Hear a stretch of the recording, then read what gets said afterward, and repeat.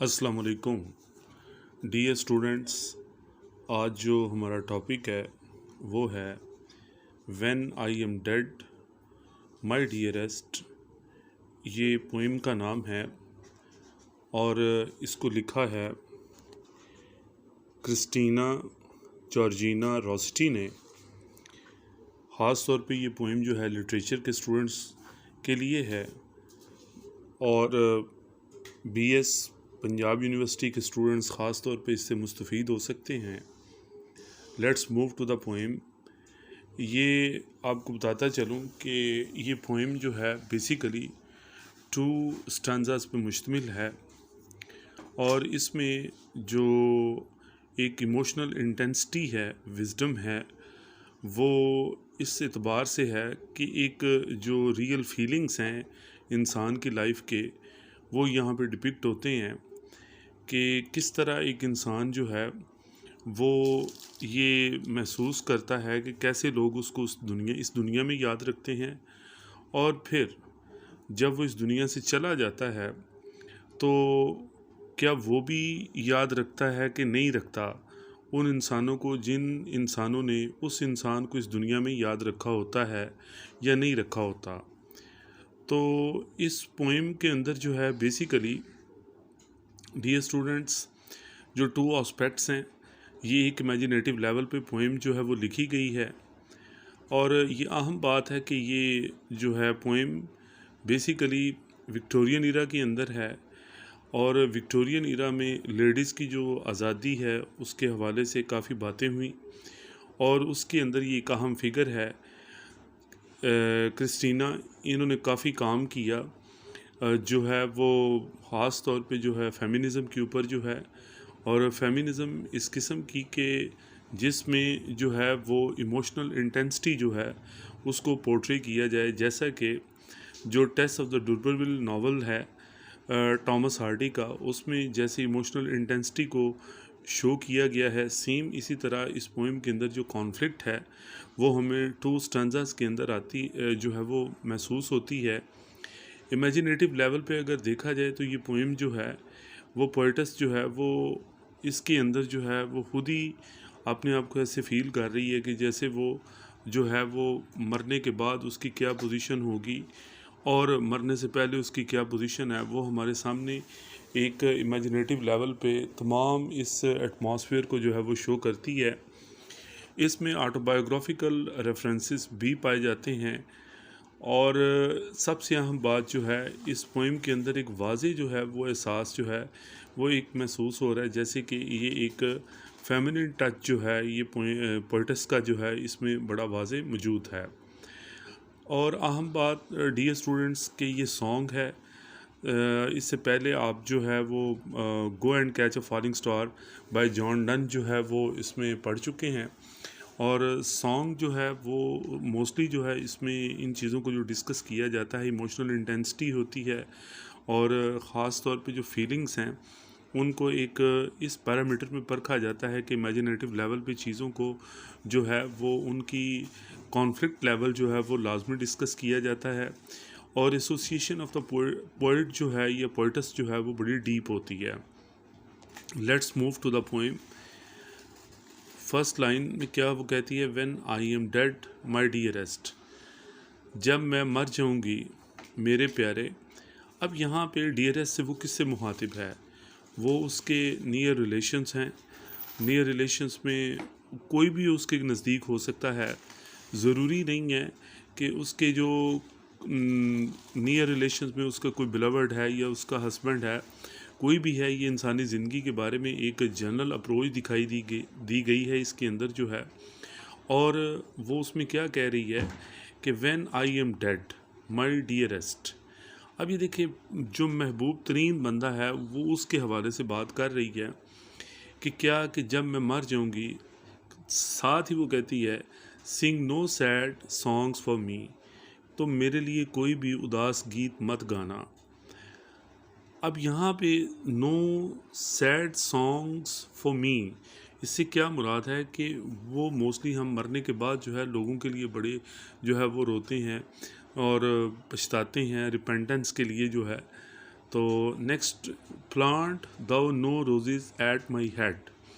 और जैसा कि लोग जो है वो क्या करते हैं, कोई पौधा वगैरह लगा देते हैं कि जो है वो सर की तरफ जो है कबर की, तो वो कहती है वो भी ना लगाना बिल्कुल जो है गुलाब के, क्योंकि शायद वो ये फील कर रही है कि ज़िंदगी में उसको कोई गुलाब नहीं मिला, ज़िंदगी में उसको सुकून नहीं मिला, सिंबल जो है। तो ये रोज़ेज़ इस चीज़ की तरफ भी इशारा हो रहा है। और वो जो कह रही है sad no songs for me, ये इसमें की तरफ भी इशारा हो सकता है कि वो अनसेटिस्फाइड हो, ठीक है। और क्या कहती है, नॉर शेडी साइप्रस ट्री, वो कहती है मुझे किसी किस्म के साए की ज़रूरत नहीं है। शायद उसको ज़िंदगी में जो है वो लोनलीनेस का सामना रहा है, ये इसीलिए वो जो है ये पोइम जो है वो लिख रही है कि be the green grass above मी। और कहती है कि मेरी जो कब्र के ऊपर है वो ग्रीन घास उगने देना। यानी कि क्या मतलब है, एक नेचुरल वो चाह रही है एटमॉस्फेयर अपनी जो है वो कब्र के लिए, with showers and dewdrops wet, ताकि उसके ऊपर क्या हूँ वो कतरे गिरे, ठीक है। और जो है वो शबनम के कतरे गिरें, और उसके अलावा जो है हल्की हल्की बूंदाबांदी हो। और उसके ऊपर जो है वो पोइम के अंदर वो कह रही है कि वो उसको एक नेचुरल एटमॉस्फेयर में रहना चाहती है। वो इंसानी ज़िंदगी और या इंसानों से जो एक्सपेक्टेशंस है मरने के बाद भी वो नहीं रखना चाहती। और यही मेरे ख्याल में टू एसेट ऑफ लाइफ है कि हम कहते हैं यार मरने के बाद तुम मेरी कब्र पे आओगे, तो फिर भी हम लोगों ने तवक्को लगाई होती है कि क्या जी मरने के बाद भी जो है वो इंसानों के साथ जो है वो तवक्कुआत हमारी वाबस्ता होती हैं। And if thou will remember, कहती है कि क्या मेरे मरने के बाद तुम याद करोगे। And if thou will forget, और क्या तुम मतलब मेरे मरने के बाद भूल जाओगे। वो यहाँ पे क्वेश्चन मार्क नहीं लगा रही, वो कह रही है कि ऐसा हो जाएगा। ये एक तो होता है क्वेश्चन मार्क जो है मरना, यानी कि मीनिंग बाय दैट मेरे मरने के बाद तुम भूल जाओगे और मुझे तुम नहीं याद रखोगे, और मुझे भी कोई ज़रूरत नहीं है कि तुम लोगों से किसी किस्म की कोई एक्सपेक्टेशंस रखने की। ना मैं ये चाहती हूँ कि मेरे ऊपर जो है कोई जो है वो ऐसे एलिजीज़ वगैरह जो हैं वो लिखे जाएँ अफसोस के। इसी तरह अब जो सेकंड स्टैंजा है उसमें आप देखें, अब यहाँ पे वो इमेजिनेटिव लेवल पे वो कब्र में है और वो क्या फील कर रही है। I shall not see the shadows, ये जो ज़िंदगी है ये शैडोज़ है, ठीक है। और वो कहती है कि मैं जब वहाँ पे होंगी तो मुझे शैडोज़ में नहीं देखूंगी। ये झूठे साए हैं ज़िंदगी के, शराब साए हैं। ये जो ह्यूमन रिलेशंस हैं ये सारे शराब साए हैं, ये कुछ भी नहीं देते हैं। I shall not feel the rain, मैं ये जो रेन है, ठीक है, मैं अभी महसूस नहीं करूँगी। यही नहीं कि ये जो लोगों की नेमतें हैं मेरे ऊपर, जो है लोग जो है वो ब्लेसिंग कहते हैं कि हम आपके ऊपर फेवर्स करते हैं, तो मैं वो भी फील नहीं करूँगी। I shall not hear the nightingale, मैं नाइटिंगेल को भी नहीं सुनूंगी। Meaning by that sweet songs praise जो है, ठीक है, मैं उसको बिल्कुल जो है वो नहीं सुनूंगी जो है। I shall not hear the nightingale sing on if in pain, बेशक मैं हो सकता है कि कब्र में मैं पेन में ही क्यों ना हूँ, लेकिन क्या है कि मुझे जो शैडोज़ हैं ज़िंदगी के, जो मैं लाइफ में अपनी इर्द गिर्द देखती हूँ, मुझे इनसे आज़ादी होगी, ठीक है। मुझे जो लोगों की जो फेवर्स हैं मैं उनसे बहुत दूर होंगी। और क्या है कि जो नाइटिंगेल है मैं उससे भी, अब ये देखें मोस्टली जो नाइटिंगेल है अनफेथफुलनेस, मोस्टली लिटरेचर के अंदर जो है सिंबल ऑफ अनफेथफुलनेस है। तो कहती है कि मैं वो भी अनफेथफुल लोगों की जो है किसी किस्म की जो झूठी तसल्लियाँ हैं, बातें हैं, वो भी नहीं मैं सुनूंगी जो है। तो ये हमें सबको ये ना एक जनरल लेसन दे रही है इस पोइम के अंदर जो है। तो हमें जो है बेसिकली रियलिस्ट होना चाहिए, हमें इन शराब साओं से बाहर आना चाहिए, क्योंकि हम ये एक्सपेक्टेशन जो है वो बहुत ज़्यादा लाइफ के बारे में रखते हैं। और यहाँ पे वो क्या कहती है, एज इफ़ इन पेन हो, ये नहीं है कि वो इसमें प्राइड में फील करती, कहती है हो सकता है मरने में मैं पेन में हूँ, और ये भी हो सकता है कि इस दुनिया में जो मुझे पेन मिली है वो उससे आगे कहीं ज़्यादा हो आगे जो है, ठीक है। वो ये नहीं कह रही कि मैं आगे चल के सेटिस्फाई होंगी या नहीं होंगी, वो एक रियल अप्रोच दे रही है। And dreaming through the Twilight, कहती ये भी है मुझे तो एक ट्वाइलाइट मीनिंग बाय दैट जो है ना धुंधुलका जो है ब्लर्ड चीज़ें जो है, कहते मुझे चीज़ें ब्लर्ड फील हो रही हैं, ठीक है। इवन इन द डेथ जो है वो now she is in the grave imaginative level पे, कि वो फील कर रही है कि वो क्या है, एक जो है वो एक नाउ शी इज़ कन्फ्यूज्ड, ठीक है। चीज़ें उसको क्या है सारी की सारी जो हैं वो ब्लर्ड फील हो रही हैं। That does not rise nor set, कहती मुझे समझ नहीं आ रही दैट आई, वो कहती है कि मैं कब्र में हूँ, मुझे महसूस नहीं हो रहा कि ये क्या हो रहा है मेरे साथ, जो है मैं क्या हूँ, जो है वो यहाँ पे उठ रही हूँ या फिर जो है कोई सूरज जो है वो गुरूब हो रहा है। अब असल में वो इमेजिनेटिव डेथ के अंदर जो अगर हम इसको डीपली इसको ऑब्ज़र्व करें तो उसकी जो वो हमें जो मैसेज कन्वे करना चाह रही है रीडर्स को, वो ये कह रही है कि ज़िंदगी ऐसी चीज़ का नाम ही है कि इंसान जो है वो सुकून में नहीं है किसी भी जगह पे भी, वो क्विट भी कर जाए कोई जगह पे भी तो ऐसे ही है जैसे कि वो कन्फ्यूजन में है। ठीक है, तो वो कहते हैं ना, तेरे आज़ाद बंदों की ना ये दुनिया ना वो दुनिया, यहाँ मरने की पाबंदी वहाँ जीने की पाबंदी। तो यहाँ पे ये चीज़ जो है वो महसूस हो रही है। हैप्पीली आई एम रिमेंबर, कहती हो सकता है मैं खुशी से आप लोगों को याद करूं, डियरेस्ट को याद करूं, हैप्पीली।